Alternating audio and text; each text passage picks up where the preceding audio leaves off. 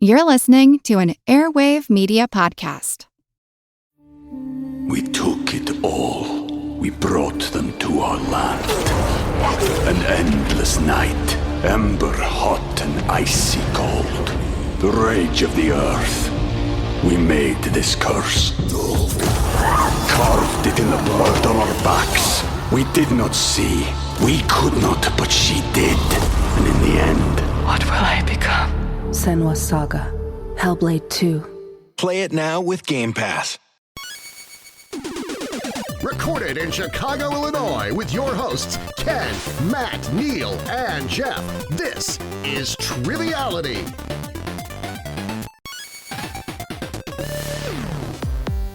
Hello and welcome to Triviality, the game where a lack of seriousness meets a little bit of knowledge. My name is Neal. I'm here with Jeff and Ken. Jeff, you're in the studio here. We were just talking right before recording that you want to get a Chase Lounge for the studio. Is that right? Yes, some type of seat where I could sit in repose. So you do like being in repose. And Matt, I feel like you're only maybe 2 to 3 years away from being like the people in Wall-E, just floating around in a recliner on your computer.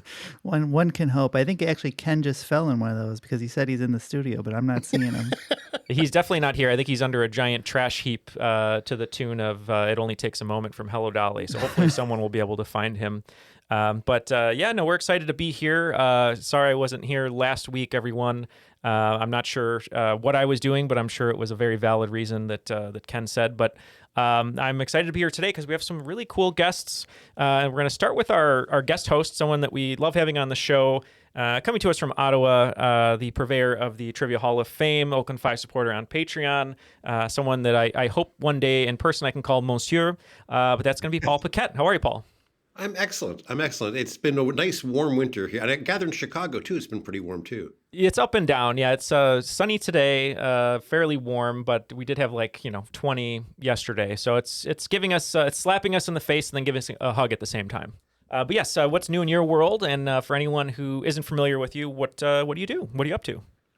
Well, I've got the Ottawa Trivia League I run and various other trivia side things. I've also taken up acting, actually. Oh. And I landed my first paying gig last month. Oh, congratulations. Congrats. How did that go? It's gonna be in December, so it's a ways away, but I've got it, so that's exciting. Oh, fantastic. Well, we'll have to partner on something then at some point, or I can recommend some people to work with, I think, that you'll have fun with, so... Yeah, that's fantastic. Well, today you aren't acting. You're going to be a trivia host as normal for us. And is there anything special about today's game before we introduce our special guest? So you guys had a last minute cancellation yesterday and you reached out to me and I was very happy to do it. But for some of you, this might be a rerun because to get a game together in 24 hours, what I did is I wrote one of Bill Patrick's BP Trivia monthly games that none of you guys have done. So you won't be familiar with the questions, but fans of Bill's might recognize. So if you recognize it, it's probably because you saw it in the BP trivia I wrote. Oh, great. Well, we love Bill and love BP Trivia, so shout out to them. Definitely go to bptrivia.com. But yeah, I mean, I feel like even if we did see these questions, even probably we wouldn't remember. Yeah, I was going to say 4 weeks ago, we wouldn't even remember, even if we did. So yeah, you can ask the same questions we just recorded an hour ago, and I wouldn't remember them.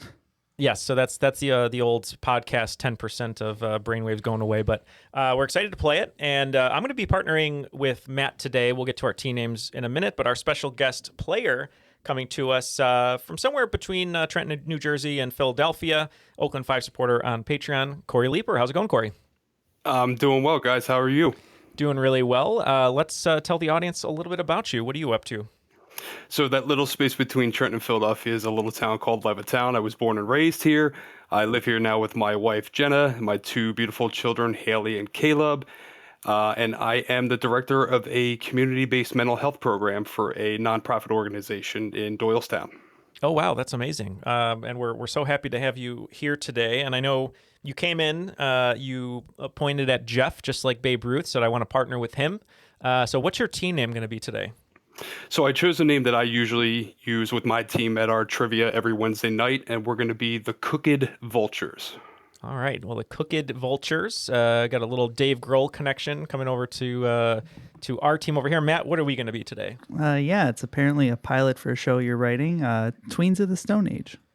Yes, Tweens of the Stone Age. We said before the recording that we're going to do a reality show where we stick a bunch of tweens in the Stone Age without any electronics or modern conveniences and just see what happens. And it's going to be melee. So should be pretty fun. We'll look at Fox for that. I'm sure it'll be canceled after one season, like all of the other shows. So, yeah, we're excited to play here. We just got to throw it to Darren for the rules and in honor of our friend Paul. We're going to have... Darren do it in a French-Canadian accent, I should say. Let's see how it goes. The rules of the game are simple. 20 questions split into 2 rounds worth 10 points apiece.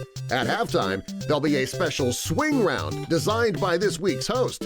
After regulation, players will enter the final round with the points that they've accumulated and will have a chance to wager 0 to 30 points on 5 categorized questions. At the end of the game, someone will be named the cream of the crop. Cream of the crop. Paul, what did you think of Darren's French-Canadian accent? Not offensive at all. Good. That's what we hope for. So please send all your letters to Darren and not us. But yeah, let's throw it to Paul. We are ready to play. All right. So traditionally, I like to start off with an easy question. And I tell you that because sometimes people dramatically overthink question 1 and go in the wrong direction. So don't overthink this. Okay. In real life, what Warner Brothers cartoon bird can only run about 15 miles an hour, about half as fast as a coyote can? Corey, I don't know if you trust me on this one, but I've got a good inkling, so... Yeah, I think we can lock in. Okay. All right, Matt, I think this has got to be Roadrunner, right? He said don't overthink it, so that's probably for the best. So we'll go with Roadrunner. Yeah, I'm trying to imagine Tweety Bird running at all, but we went ahead and locked in with Roadrunner as well. Yeah, it is obviously the Roadrunner. Oh, good. And sponsored by, what is it, Plymouth, probably? Yeah, a little throwback to car names from last week. All right. Number 2, the way to a man's heart may be through his stomach, but heart surgeons will instead go through what bone, breaking it before breaking the ribs. Okay. Matt and I are not doctors. We're not in the medical field, but I think we've broken a few of these ourselves at the Coffee Conglomerate in anger, so we're going to lock in. Have we? I don't know. Must have been out that day. We're not allowed to say that outside of court of law. All right. Corey, what do you think on this one?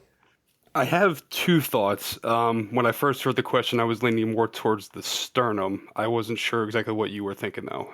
Yeah, I agree with you. I'm pretty sure the sternum is the one that connects all the ribs, and I think they have to crack the sternum to get in there. So I'm comfortable with that answer. Sounds good. And Matt? Yeah, there's nothing. It just seems like that's what covers the ribs. So we said sternum. It is indeed sternum. All right. TriStar showed what future Oscar winner a reported $600,000 in money to get him to appear in Jerry Maguire. We can lock in. Well, if he's a future Oscar winner, who was showing him the money? Was this Cuba Gooding Jr.? Cuba Gooding Jr. Because I know, see, who else is in Jerry Maguire? Tom Cruise has never won an Oscar, I don't think. So. Yeah, unfortunately, I can't think of anybody else that's in that movie. It's not one I've actually seen, but I know the premise of it, and Cuba Gooding Jr. is always shown during that scene, the show me the money scene, so that would probably be who I would lean towards. Okay, we're going to go ahead and lock in Cuba Gooding Jr. He won. Yeah, I don't think Tom Cruise has won his Oscar yet. Nope, not yet. He's been nominated a couple times, but hasn't won. What were you going to say, Matt? Cuba won for Snow Dogs, correct? Yeah. Yes. No, incorrect. Oh. He did win for Snow Dogs. He also, when I met Steven Spielberg at a Lifetime Achievement Award, I might have said this on the podcast before, but he was there heavily intoxicated, hitting on women, putting his arm around me, yelling for Tom Cruise was there, and he left quickly after his speech, and he kept yelling, "Tom, where's Tom? I'm his best friend." And I think he got home okay that night. Who knows? But he was severely intoxicated. But yeah, is that why we haven't seen him in anything in a while? Yeah. So we said Cuba Gooding Jr. Yeah, that is absolutely the case. Number 4. Under the standard rules of Monopoly, what happens when you land on free parking? We can lock in.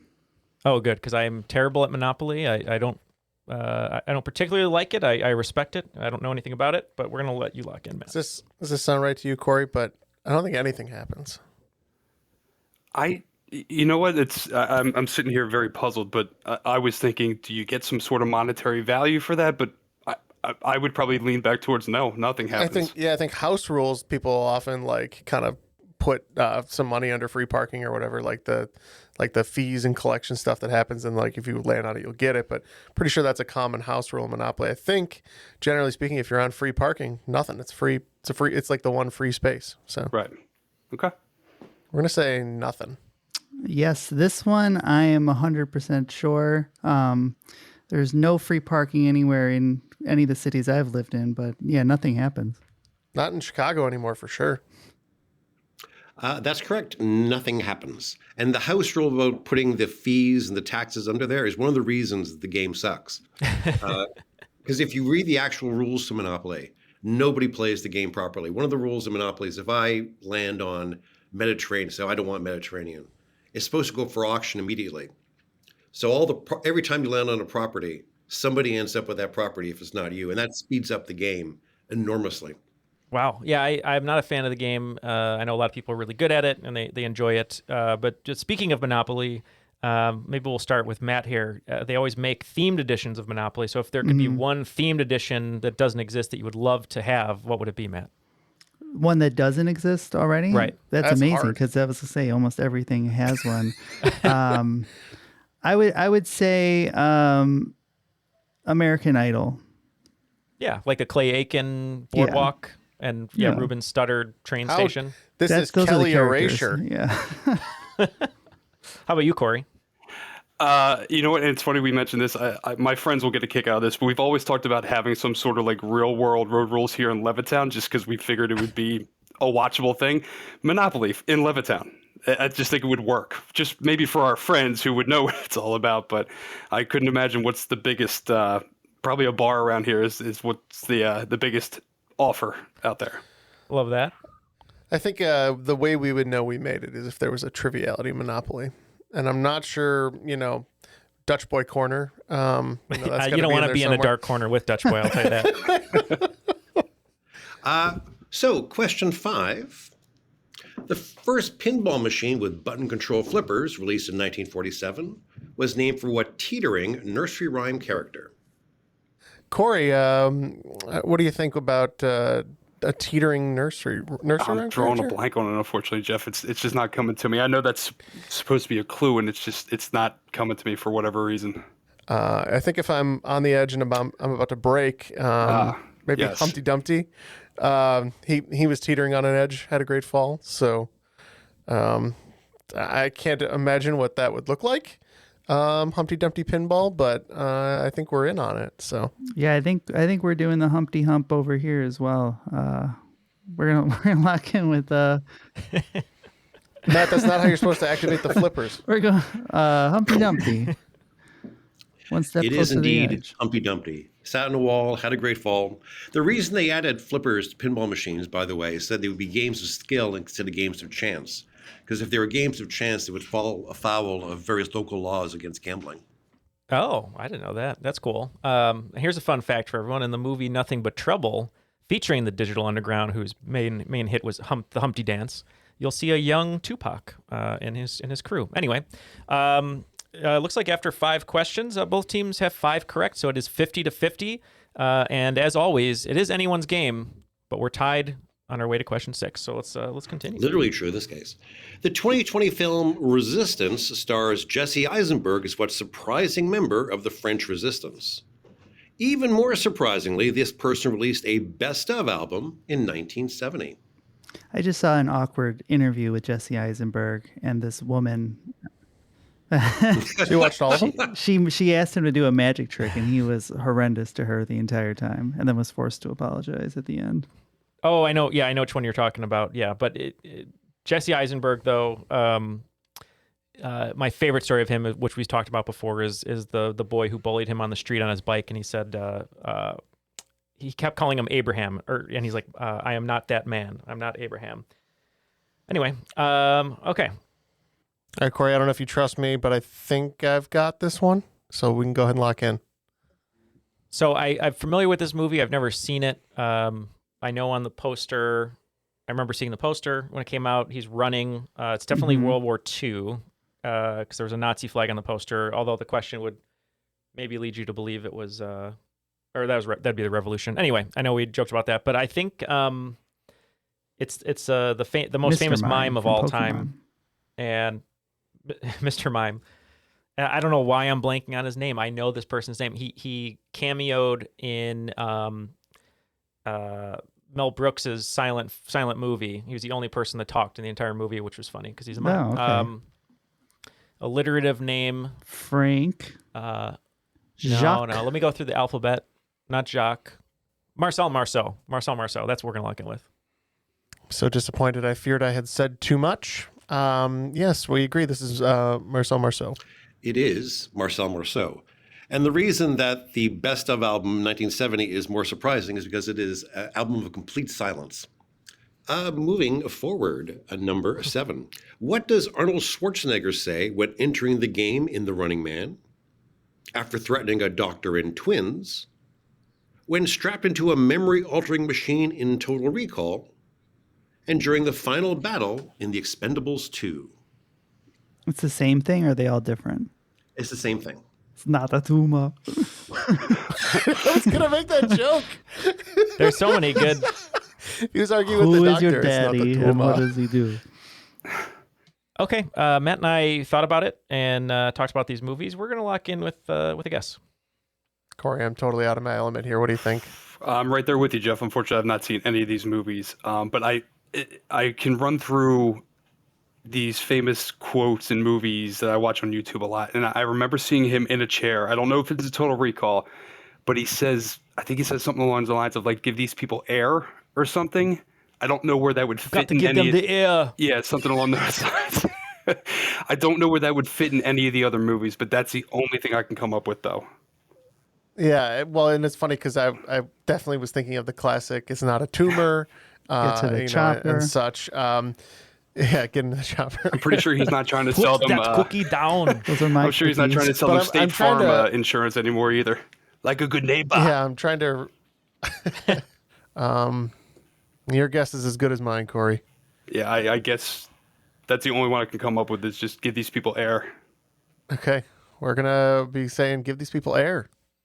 Okay. Yeah. So we thought maybe Paul was being a little cutesy and didn't list Terminator because he often does say "I'll be back," or at least we know he did it like 3 or 4 times. So we're just kind of banking that it's the phrase "I'll be back."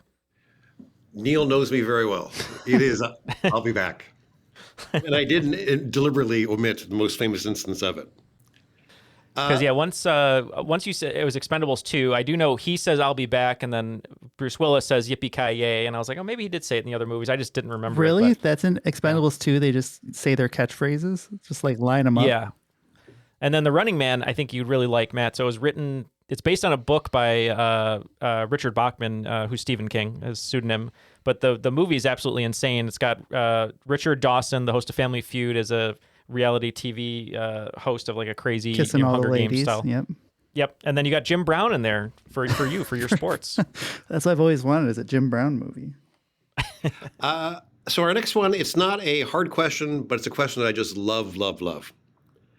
Unhappy that the studio wouldn't let him make a Dick Tracy sequel, who made his own short films in which he appeared as the character, exploiting a clause in his contract that allowed him to extend his film rights to the character whenever he did so.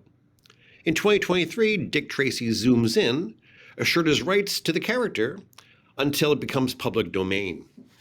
We can lock in. This is one of my favorite facts in Hollywood, and it's very hilarious. So I think it's something not ridiculous, but it's someone that I don't really I don't know him for anything else, honestly, aside from his sister and the fact that Neal has talked about this fact before. And I think it's Warren Beatty. It's not one of the ones I was thinking of, but I'm fine with going with that because I do not know. Okay. Yeah, I want to go Warren Beatty if you're okay with that. Sure.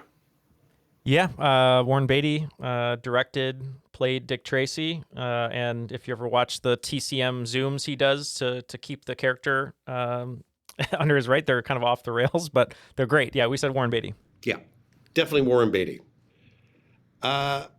Number 9. who is currently starring in 2 hit shows in which he is on the move, protecting somebody vulnerable. I'll tell you that one of the shows is on Disney Plus and the other is on HBO, but we do want the actor and not the show. They're locked in. Do we have any ideas here? Well, you had mentioned John Krasinski, but he plays Jack Ryan. Not Reacher. Okay. Jack Reacher, but that's Alan Ritchson. I'm just trying to think of what Disney show would be a hit show where he's protecting someone vulnerable. I mean, I don't watch Loki. That's what Owen Wilson and Tom Hiddleston, right? Yeah. Yeah, I can't think of any other Disney Plus shows. There was what was the most recent Marvel one? There was one after that, wasn't there? There's Echo, but I don't know. Echo, Moon Knight. Oh, is this Pedro Pascal for Last of Us and Mandalorian? Yes, that's right. Yeah, that sounds good to me. Let's lock in with that. Corey, did we also say that it was the upcoming Mr. Fantastic? That we did. Pedro Pascal. And you're both right. I keep reading on Facebook and whatnot that, oh my God, Pedro Pascal doesn't look like Reed Richards. He has a mustache. And I keep thinking, that's a very easy problem to fix. Yeah, it's not super glued on his face, right? Yeah. If you have a chance, especially for you, Paul, since you're getting into acting and stuff, but he was on an interview with Kieran Culkin and a couple of the cast members from Succession, and he showed them how he memorizes his lines, and he has a notebook with almost like a cipher written out, and it looks like the Zodiac Killer's letters. It's crazy. But he underlines, I think, the first letter of every line or something like that to memorize, but he showed it on camera, and they were all like losing their minds about it. Actually, I should look into that, because that's the thing I find most difficult is mastering the dialogue. So I can give you so the only tip, I tell this to all the young actors I work with at the high school and things like that, but I was terrible at memorizing lines because I started as an actor before I moved behind the camera, and I still am terrible at memorizing lines. So what I would do, and I learned it from a director that I worked with once, is at the time when I was younger, it was CDs, but now you can just use your phone. You go through the script, you read all of the lines that aren't yours out loud onto a recorder, leave a space for your line, say it in your head for the amount of time that you need or how you're going to perform it, and then you read through the script once or twice with the recorder while you're reading the script to get the visualization in your head to memorize, and then you just listen to it when you go to sleep, when you walk, and within about 3 or 4 days, you're going to know everyone's line, not even your own. Yeah, I'll have to try that. We used to have scripts for our intros, and we were so bad at reading them that we just canceled the whole thing and we just make it up now. Yeah, exactly. Number 10, what is the most recent, and as far as we can tell only, show set in Canada nominated for the Best Musical Tony? I think I know this one, Matt. You think it's that one? I think so. I'm pretty sure that, I don't want to give any clues away, but it definitely takes place in a locale, very specifically Canadian. All right, Corey. First thoughts? I guess my musical theater doesn't go as far as I would like it to. Oh, goodness. I'm just trying to think of the ones that I know are always talked about on social media and none are just popping up that would be even remotely close. Well, the story I'm thinking of, and I think it was a musical, was about all the people whose flights were rerouted to a small Canadian town following September 11th. I think that was a musical called Come From Away. Definitely a story, but the musical I'm struggling with. I can't say I know the music, if there is any, but that would be my best guess. I'm okay with going with that then. Okay, we're gonna lock in Come From Away. Yeah, this is a musical that took place in Newfoundland, and we said Come From Away. Yep, indeed. And my mother was from Newfoundland. I lived there for a few years. And when I finally saw the musical, I was really impressed with not only how good the accents were, it's a Newfoundland accent is very tough, but there's all kinds of local references and things. So I was pretty impressed that they took the trouble to do that. What kind of accent is it? Is there like a root of a different? It sounds vaguely Irish. Oh, okay. But it's not really. But it's very distinctive, though. Something they had to learn, I'm sure. Yeah, they go to special classes to learn the accent. It's like the French Canadian accent to open the show. After the first round, both teams performing very well. It is 90 points for the Cooked Vultures and 100 points for the Tweens of the Stone Age. So it still is anybody's game going into the swing round. Before we get into the swing round, just wanted to take a quick moment to let everyone know about Patreon. We've been super excited here, starting at the new year with all of our extra bonus content. We have weekly bonuses that come out from each of us, followed by a crop drop at the end of every month, which is our Ask Me Anything style bonus episode. But we've been really enjoying all these extra bonus episodes, and I want to throw it to Corey, because I know you've been listening to them. Have you been enjoying all the extra content coming through your feed? I really have been. It's been very exciting, especially the one recently about Punxsutawney Phil being from Pennsylvania. We hold him near and dear to our hearts, but maybe not so much because he promised us a early spring and we got a lot of snow yesterday. So no fun. I know you were saying that, and I was, everything I said was just in jest, but hopefully people enjoyed that episode. But yeah, you get all these extra bonus episodes monthly if you sign up for the $5 level or higher. If you sign up at the $1 level or higher, you're going to get ad-free episodes. So you won't even be hearing this. This is just for people on our main feed, and people on Patreon won't be hearing this, at least starting with episode 353. But we'd love for you to join us on Patreon. You can go to patreon.com/trivialitypodcast, and that exclusive feed you can either have on your favorite podcast app, or we're on Spotify now for the private Patreon feed. So join Corey and Paul and all the other great listeners who've helped us continue to grow the show at patreon.com/trivialitypodcast. Okay, Paul, that was a great round one. Let's see what you have in store for the swing round. So for the swing round, we're going to play a little rock, paper, scissors. I'm going to give you a list of 10 items. You tell us whether it's a type or brand of rock, of paper, or of scissors. So our 10 items are, and I'm going to mispronounce at least one of these, so apologies in advance, Fiskars, Gabbro, Ginger, Nice, Gneiss, Huan, Huan, Craft, Litmus, Obsidian, Rhyolite, and Washi. Thank you, Paul, for all the clues. We will step away and be right back with our answers. We took it all. We brought them to our land. An endless night, ember hot and icy cold. The rage of the earth. We made this curse. Carved it in the blood on our backs. We did not see. We could not, but she did. And in the end... What will I become? Senua's Saga. Hellblade 2. Play it now with Game Pass. Okay, all the answers are now locked in from the swing round. We're going to go back to Paul. He will give the clue, and we will let you know if we think it is rock, paper, scissors, or Dwayne Johnson. All right, Paul. We're going to start with Fiskars. Fiskars. I believe we went with scissors. Yeah, I originally thought that this was a car, but we ended up going with scissors. Yep, it is a brand of scissors. All right, our next one is Gabbro. We went rock. This one we just took a guess and said paper. Gabbro is a mafic intrusive igneous rock that is chemically equivalent to basalt. So it is a rock. Moving on to, I think it's probably Ginger, but it might be a different pronunciation. I'm not sure about that. We said paper. We also said paper. Sadly, it is a brand of scissors. Nice or Nice, one or the other. Gneiss. We went with rock. We said scissors.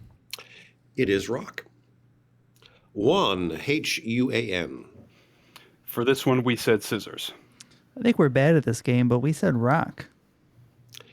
Apparently, it's paper. It's a Chinese paper. Craft. Unfortunately, it's not a mac and cheese dinner, but we're going to go with paper.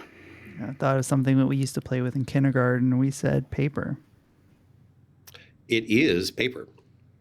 Litmus. We also said paper. We hope we passed the test on this one and also said paper. It is paper. Obsidian. We said rock. Yep, we thought this was a rock as well. And it is a rock. Rhyolite. For this one, we went with rock as well. I think with that ending, it has to be a rock. Yep. And washi.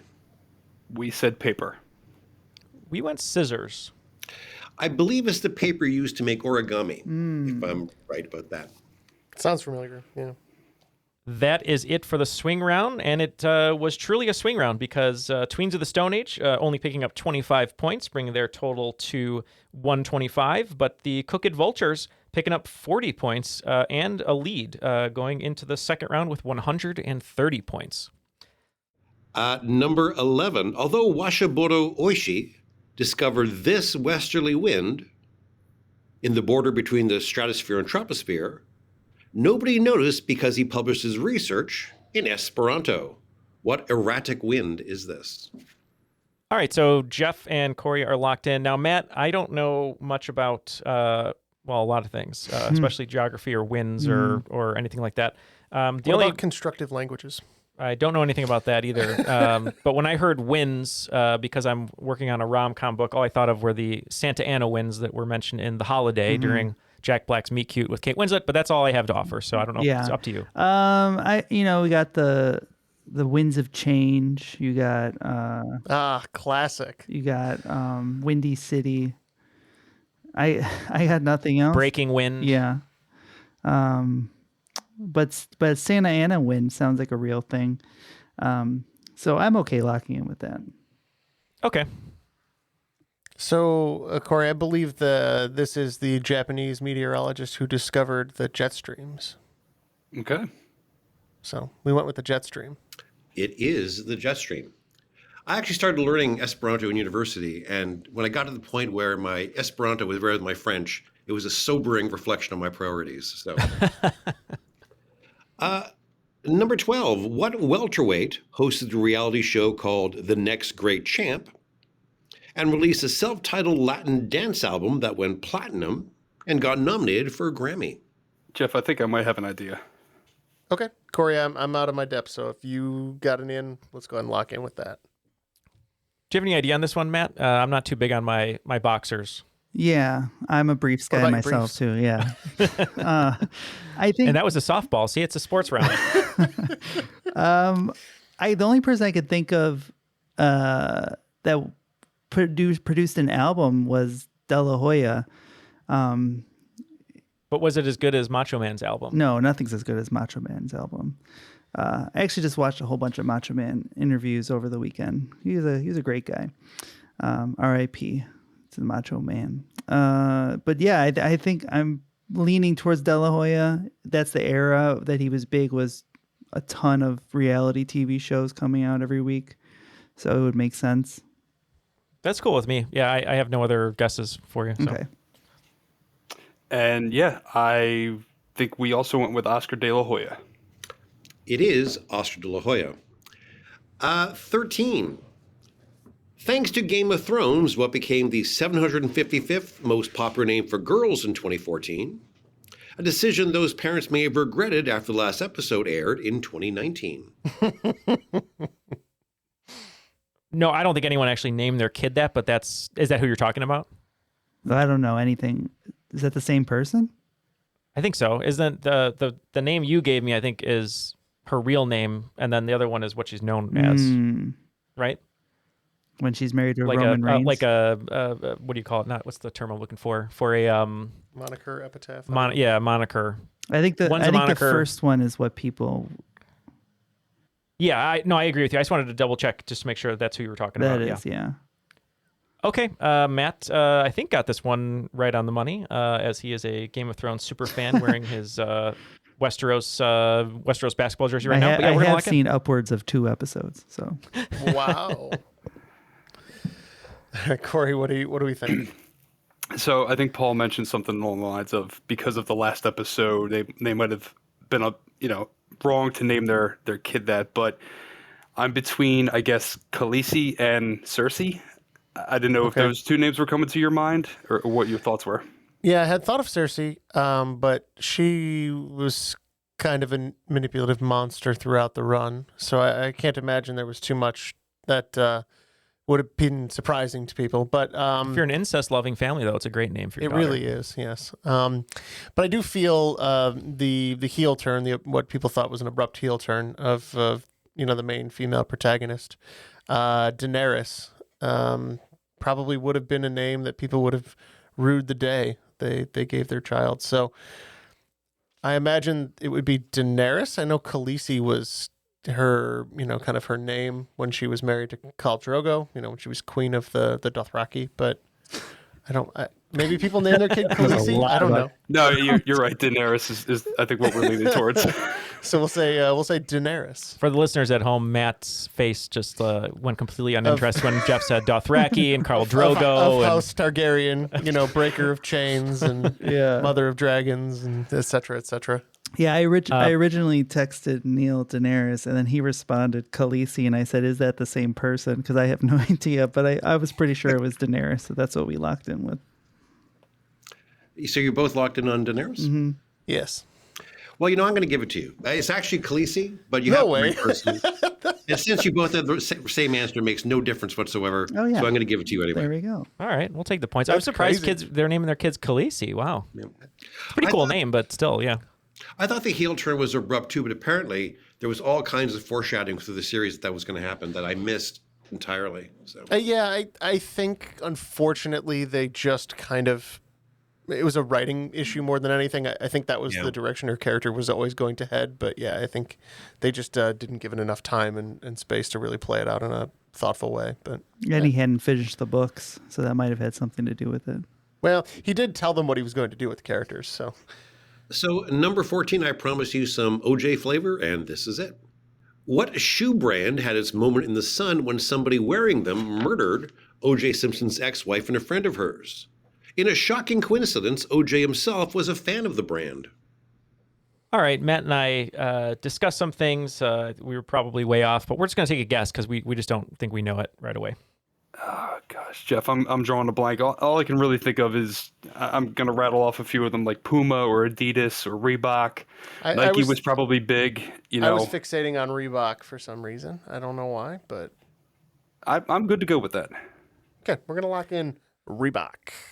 So as I've mentioned on the show before, I would skip school with a friend of mine down the block to watch the trial on his huge TV because he had the biggest TV of any kid that we knew in town. And I remember there was 35 inches. Yeah, probably actually. Now I think it was 50. It was a rear projection TV or whatever. But I do remember OJ wore, it was size 12 footprints that they found. I know that for sure. But Matt was coming up with ideas like Puma, K-Swiss, but I don't think it was a sports shoe. I think it was a dress shoe. I want to say it was Italian, but I don't know any brands of nice dress shoes because I can't afford them. So we just said Kenneth Cole because we had no idea. Well, Neal was on the right track. It's Bruno Mali. So question 15. Born in 2003, one of my 3 middle names is Eleonora. Another is Ernman, which is the name of my opera singer mother. The third, for some reason, is Tintin. Who am I? And I'll say we call him Tintin in Canada, but I think in the US you call him Tintin. So hopefully you know who that is. I was about to ask you what your forte is on opera singers. Or the children of opera singers. I really don't know very many. Yeah, we're going to say Billie Eilish. Or if you were watching the Nickelodeon version of the Super Bowl, Billie Eilish.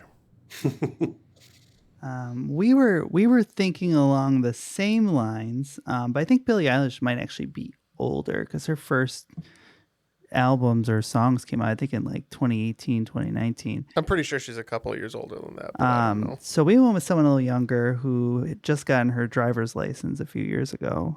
We went with Olivia Rodrigo. Sadly, it is neither of those. It is Greta Thunberg. Oh, wow! Oh, no way. We were in the wrong area there. Yeah. What's her single? I don't know. I'm not familiar with her work. When the World is Burning Down by the Police. I was hoping the Tintin clue would point you to Europe a little bit, but And now that you said that, yeah, it did at the end there, but I didn't even put two and two together there. After 5 questions in the second round, it looks like them Crooked Vultures picking up 40 points, bringing their total and lead up to 170, and Tweens of the Stone Age picking up 30 points, bringing our total to 155. So still a close game, but them Crooked Vultures in the lead. Well, that brings us to number 16 then. It's one of the world's most prescribed medications, but a large percentage of doses are placebos. And it comes with folic acid in case it doesn't work. What is it? Okay, Matt and I threw some medicines back and forth, one of which hopefully doesn't have a placebo in it because sometimes you definitely need it. But we locked in with an answer. I feel like my Rogaine has mostly placebos, to be honest. It's not working. So, Jeff, I immediately jumped to being that I work in mental health. I was just trying to rattle off a few of those. I didn't know if that was kind of the realm you were thinking of. But just thinking in the day and age in which we live, I was leaning towards like a Ritalin or an Adderall. I'm not sure if that's where you're going with it. What are your thoughts? Okay. So for me, I'm just trying to figure out if it's highly prescribed, but a large percent of doses are placebos. I can't imagine they would want to mess with people's Ritalin or other similar medications, but I really don't know. I've got no guess on this. Okay. And the only reason I'm trying to guess one of the two of those, and I get that we wouldn't really want them to have a placebo effect, but in terms of like testing and believing that they have something in them that's helping them remain focused, it might benefit them to not be taking something that's going to mess with them overall chemically. So I'll stick with Ritalin. That's what I think I'll go with. Yep, and we had the same thought. We were talking about amoxicillin, but you definitely need that as an antibiotic if you're really sick. But we didn't know what else to put, so we said Ritalin. So this is where having a room full of dudes works to your disadvantage, because the answer is the birth control. Oh. Yep. That's probably our biggest Achilles heel. We're just a room full of dudes, unfortunately. But Being men, our biggest Achilles heel. Most women would agree. This takes us to number 17. What is the most populous country without a McDonald's? Although if it did have one, it might serve McYam, McEgusi soup, and McJollof rice. All right, we discussed some countries, some that are definitely not countries, some that probably are, but we locked in with one. Okay, Corey. So yams, I think, pretty common everywhere, but any inkling with egusi or Yolof rice? Nothing came to my mind. That's why I was hoping you could point me in the right direction. Okay, I think Yolof, I've had that before, and I want to say, I know it's West African. I believe it's Nigerian in origin, which is a pretty populous country. So I think we should lock in Nigeria. Yeah, we had a similar conversation. We both thought it was African to start with, and then we were just trying to narrow down a country. I was asking if West Africa was a country. Matt said no, made fun of me. But Matt, you locked in with an answer. Yeah, so we were on Nigeria for the entire time and then went off in a total different direction and thought maybe it's a country that wouldn't allow them. And we said North Korea. It is sadly Nigeria. Yeah. Nigeria and Ghana beef about Yolof rice the way Chicago, New York do about pizza. So. Yep. Yeah, and everyone knows that Nigerian jollof rice is the superior rice. Oh, well, obviously. All right, so I've lost track of the question numbers, but here's our next one. All but one of the 114 surahs of the Quran begin with what word, which is Arabic for in the name of God? The word appears 3 times in a Queen song, and as I learned last week, once in the Marvels movie. So, Corey, now we're just going through Bohemian Rhapsody, right? Line by line. And I think I've landed on it. And what do you think it is? Bismillah, if that's the correct pronunciation. Yeah, I think you're close. Basmala, something like that. Yeah, we're in the ballpark though for sure. So we're gonna lock that in. Paul, and you can tell us if we're close You enough. feel like you got most of the letters there. Well, yeah, Corey was saying it like it is in the song. That's what I was thinking of, where they go Bishmi. No, da, da, da, da, da, da. Yes, we said Bishmala or Basmala. I'm assuming, but that's what we locked in with. I think the pronunciation is Bismillah, but given Bismillah. how much I've mispronounced on the show so far today, I'm not authoritative by any means. But yeah, Bismillah.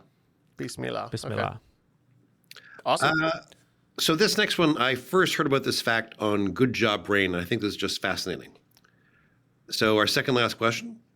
This event was estimated to have hit 310 decibels, which is so loud that it no longer even qualifies as sound. It could be heard 3,000 miles away in the middle of the Indian Ocean, the sound having traveled 4 hours to get there. The sound wave itself traveled around the world several times. What was the event? Yeah, well, I want to say it's the beast mode touchdown. I don't think it's that, but we came with a different answer, so we're locked in. I mean, just given where the Indian Ocean is located, and then thinking 3,000 miles in either direction, I'm thinking something along the lines of maybe like some sort of nuclear bomb test. No, I think you're onto something. A very, very loud explosion was what I had in mind. I kind of remember seeing somewhere a while back that when Krakatoa erupted, that it was thought to be potentially the loudest event, and that would be even another order of magnitude, even more explosive than a bomb. So I don't know if you're okay going the eruption of Krakatoa, but pretty sure I saw that somewhere. Yeah, I'm fine with that answer. Yeah, we had virtually the same answer. Pretty sure that it's a volcano eruption, and I would have said Krakatoa if I was forced to give a specific one. I believe you. It is indeed the eruption of Krakatoa. It was so loud that the sound wave itself killed people, all by itself. Wow. And our last question. Adam Marshall Diston technically won a Nobel Prize, since he was the ghostwriter for what Nobel laureate who had expected to get the Nobel for Peace? All right. We talked about some people, and the name jogged a memory of mine, so we're going to lock in. All right, Corey. Nobel Prize winners, or laureates rather, for peace that didn't get them. Not entirely sure, Jeff. I honestly don't. I have a few guesses, but it's probably way off. Throw them out there. Thinking along the lines of like a Nelson Mandela or a Mother Teresa type thing. But I don't see either one of them as a laureate, though. That's the thing. My best guess here, and unfortunately, this is how it goes sometimes. I think Neal may have tipped his hat since he said he kind of remembers seeing it. I feel like this was Churchill's ghostwriter, and I know Neal spent a bit of time in England, so I don't know if that's a fair guess, but he did oversee these Fair Isles, did he not? So, how do you feel about Churchill? I'm fine with that. That sounds good to me. Okay, we're going to lock in with Sir Winston Churchill. Yeah, I may have tipped my hat a little bit. I remember spending some time at the Churchill War Rooms, and that's why this name rang a bell, and I'm hoping it's correct. So we also said Churchill. Yeah, it is Winston Churchill. It's a very peculiar selection for a number of reasons. He only wrote one novel called Savonarola, which didn't get well received. He was mostly a journalist, and he appears to have gotten the award for his history of the Second World War. So it's a rare example of a nonfiction writer who did not even write that much getting the prize. Something we can all aspire to. The other interesting thing is he got the prize as Winston S. Churchill, because when he started out, there was a better-known American writer named Winston Churchill who wrote bestsellers. So when he started, he was the less well-known Winston Churchill. That's really funny. Well, after the second round, it looks like team Them Cooked Vultures still picking up a bunch of points, picking up 40 points, bringing their total to 210 going into the final round. And us over here at Tweens of the Stone Age only going to pick up 30 points, bringing our total to 185. So it's 185 to 210. Still technically anybody's game, as we always say, but it's going to have to go to the final round here. So we'll see what happens.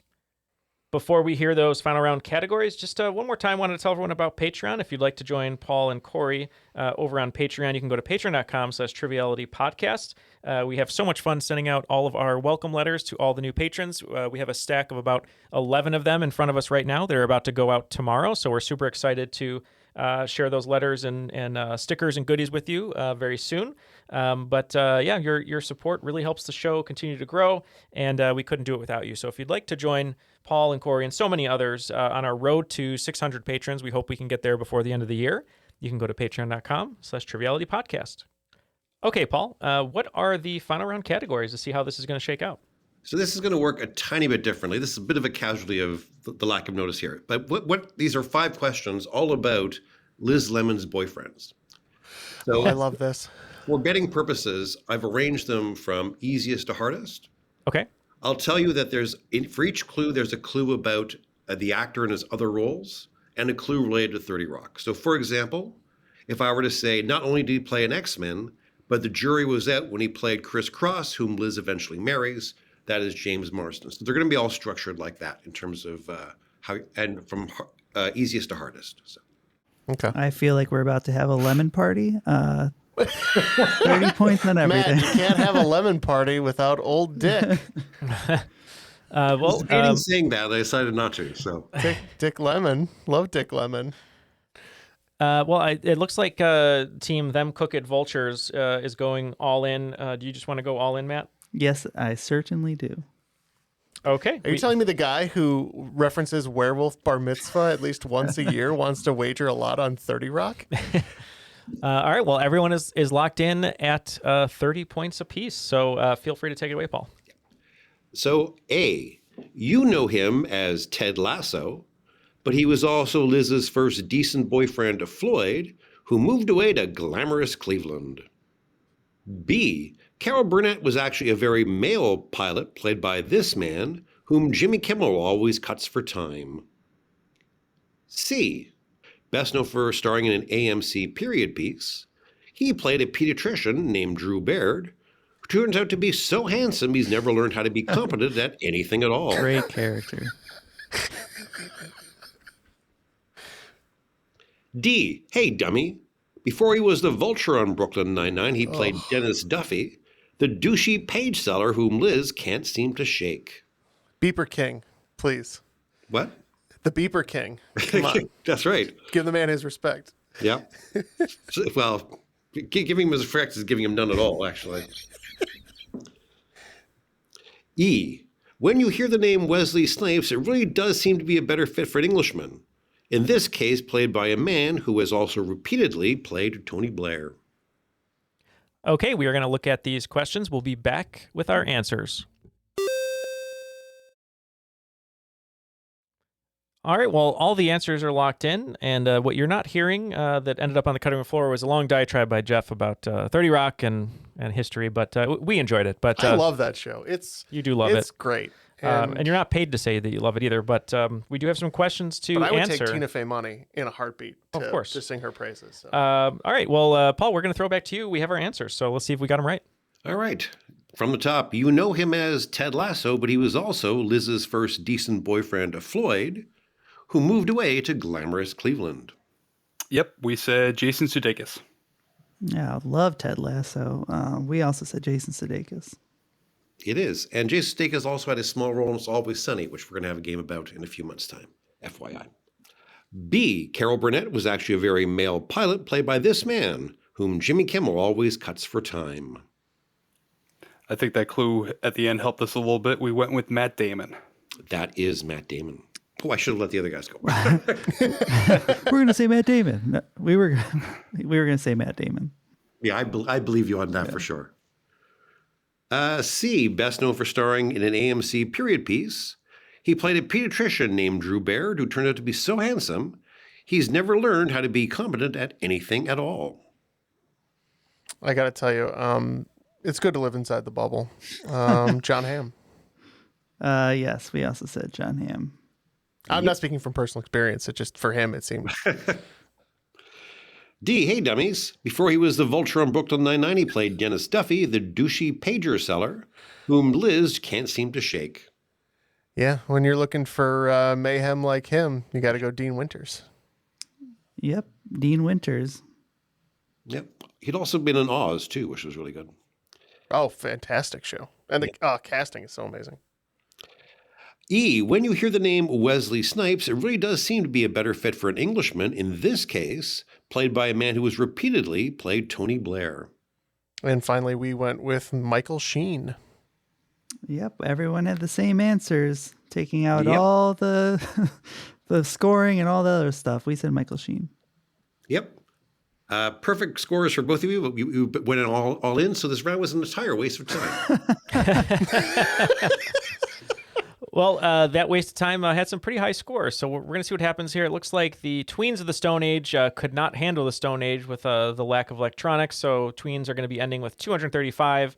And just like the Cooked Vultures over a corpse, they love circling corpse, and they're going to end with a perfect circle at 360 points and are today's cream of the crop. So congratulations to Jeff and Corey. Dave Grohl wasn't in a perfect circle, Neil. You know that. The cream was at the top. Oh, yeah. No, that was a great game, Paul. Thank you for all those questions. We'll start with you because we always know you have a lot going on. Is there anything you'd like to plug or shout out? We know we're going to have you back for an Always Sunny bonus game coming up here pretty soon. But anything else you'd like to say before we let you go today? Well, I'd like to plug some other people, actually. We mentioned Bill Patrick, whose name I'm also mispronouncing, but BP Trivia is really good. Russ Friedewald is still doing Trivia Workshop on Twitch. So a lot of people out there are doing great stuff, and just want to shout them out. You guys are doing great stuff. Oh, well, thank you. We appreciate that. And any time that we can shine a spotlight on other great trivia creators, we always try to do that. And Russ and Bill and also, Jay Borsum, so many people doing great things out there in the universe. We support it. So thanks, Paul, for being here today. And Corey, we had a chance to talk about your kids before this, and I'm not sure if they're into trivia or not, but who would you like to shout out? And hopefully they're going to be happy with their dad today for kicking our ass. They will be one day. I can assure you that. I just wanted to give a few shout outs to the team, them Cooked Vultures. We go to the Broken Gobbler Brewery every Wednesday night, hosted by Righteous Jolly, believe it or not, is his name. So I just want to give a shout out to the team and to him, and also to you guys too. Countless hours of trivia and knowledge and fun and laughter. It's been something I've enjoyed listening to over the last, I believe, 7-8 months at this point since I joined. And it's been nonstop, and I've enjoyed it ever since. I'm only looking forward to the future. Well, thank you so much for saying that. And yeah, like we said before, we can't do it without you, without Paul, all the people who listen and help support the show. And it's our favorite thing to do is to meet new people, and that's what we get to do every week. So thank you so much for joining us. And speaking of meeting new people, meeting new shows, hearing new things, Jeff, we have to thank Airwave Media before we leave today. Absolutely. So, we are an Airwave Media podcast, and you can find other great shows at airwavemedia.com, including, but not limited to, All Creatures, Into the Impossible, and When Things Go Wrong. See, that was kind of like us today. The audience will never hear it, but we were lagging like a son of a... So I just bleeped myself there, but I thought that was more lag. It might have been the lag. But no, thank you so much to Corey and Paul for joining us today. And as always, Matt and Jeff and Ken, who I believe is still in the trash pile, but we'll go look for him. But my name is Neil, and that was another episode of Triviality. We'll see you next time.